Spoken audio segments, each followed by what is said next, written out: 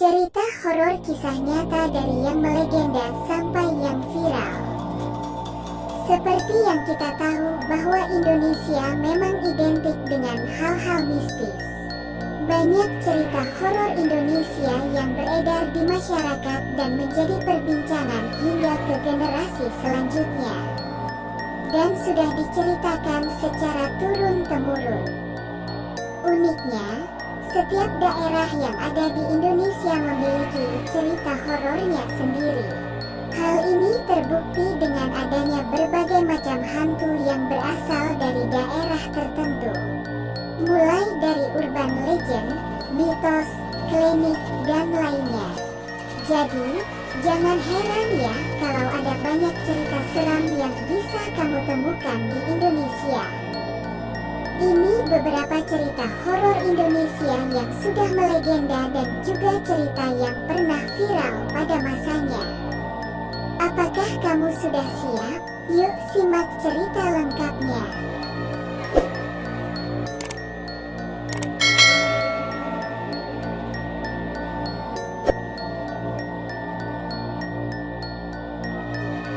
Cerita horor Indonesia yang pertama adalah Si Manis Jembatan Ancol.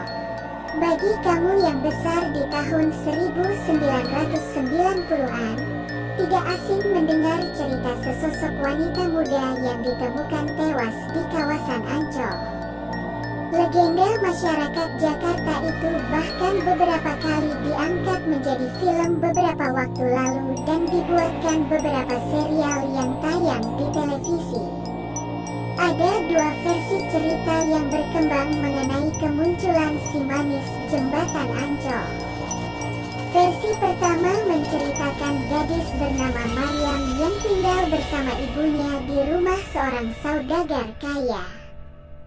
Saudagar tersebut jatuh cinta dengan kecantikan dan kemanisannya, namun Maryam menolak dan melarikan diri. Pelarian Maryam sia-sia karena ia bertemu dengan kawanan preman yang memperkosa dan membunuhnya, lalu jasadnya dibuang di dekat area Ancol.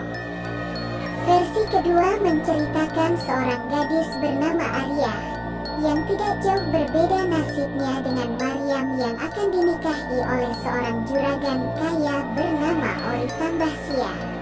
Arya melarikan diri, namun ia berhasil ditangkap oleh para preman tangan kanan Oi Tambahsia. Meski sempat melakukan perlawanan, namun ia tidak sanggup melawan karena tenaganya tidak sebanding. Akhirnya Arya tewas di tangan para preman tersebut dan jasadnya dibuang di dekat persawahan dekat dengan Ancol. Hingga kini sejumlah orang mengaku pernah melihat sosok Maryam atau Arya menampakkan diri di atas jembatan Ancol.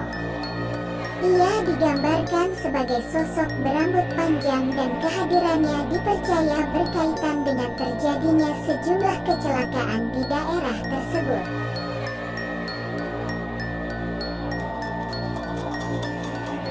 Nyi Roro Kidul menjadi cerita horor Indonesia yang melegenda bagi masyarakat Jawa khususnya yang tinggal di daerah pesisir pantai selatan.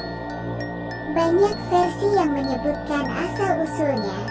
Salah satunya menyebutkan bahwa ia merupakan putri Prabu Siliwangi dari kerajaan Pajajaran bernama Putri Kandita. Kehadiran Putri Kandita tidak disukai oleh Selir dan saudara-saudaranya hingga ia dikutuk oleh seorang penyihir dengan penyakit kusta. Prabu Siliwangi dihasut oleh Selir dan anak-anaknya untuk mengusirnya dari kerajaan.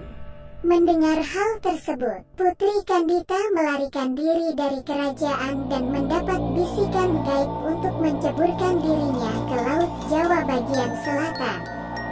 Setelah itu Putri Kandita sembuh dari kutukan tersebut dan memutuskan untuk tinggal di Laut Selatan bersama pasukannya hingga kini. Cerita yang menyeramkan dan melegenda adalah larangan memakai baju hijau ketika berkunjung ke pantai selatan. Bagi siapapun yang memakai pakaian hijau di sepanjang pantai selatan, ia akan tertimpa kesialan, yaitu diculik oleh penguasa pantai kidul. dijadikan sebagai pelayan istana Nyi Roro Kidul.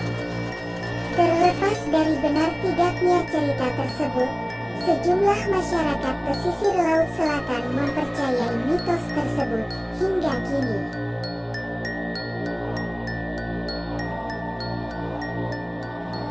Mendaki gunung adalah kegiatan yang menyenangkan. Namun apa jadinya jika hal tersebut menjadi cerita yang menyeramkan? Gunung Lawu adalah gunung yang berada di daerah perbatasan antara Karanganyar, Jawa Tengah dengan Magetan, Jawa Timur, yang banyak dijadikan sebagai objek pendakian. Namun, Gunung Lawu bukan gunung yang biasa sebab banyak pendaki yang menemui kejadian mistis di sana. Sejumlah kejadian mistis banyak ditemui seperti kehadiran pasar di daerah lereng gunung. Cukup aneh karena jarang ada pasar di daerah pegunungan. Namun pasar yang dimaksud adalah pasar hantu, yang terletak di pos 5 pendakian melalui Candi Cetro.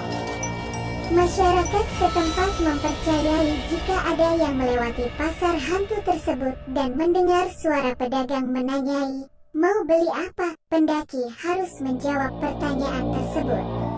Jika ditawari sesuatu, maka harus ditolak dan mengambil sesuatu yang ada di sekitar seperti batu. Setelah itu pendaki juga harus melemparkan uang ke arah sumber suara. Jika tidak, maka ia akan ditimpa kesialan selama berada di Gunung Lawu. Beberapa pendaki yang melanggar pantangan ini dikabarkan tersesat sampai hilang diculik ke dimensi lain.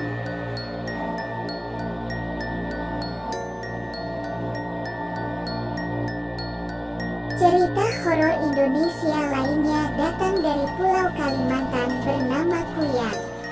Sosoknya seperti manusia ketika siang hari dan berbaur dengan masyarakat. Namun ketika malam hari ia menjelma menjadi hantu yang menyeramkan.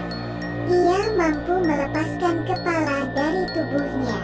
Tidak hanya itu, kepala tersebut bisa terbang bersama dengan anggota organ dalam seperti jantung, hati, dan usus.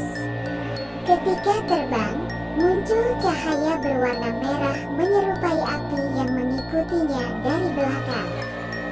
Ia memiliki 2 taring di sebelah kanan dan kiri mulutnya. Kuyang dipercaya sebagai hantu yang suka meminum darah dari seorang ibu yang hamil atau baru melahirkan, serta darah dari bayi yang baru lahir. Agar korbannya tidak curiga, Kuyang biasanya mampu merubah dirinya menjadi seekor kucing atau menjadi burung.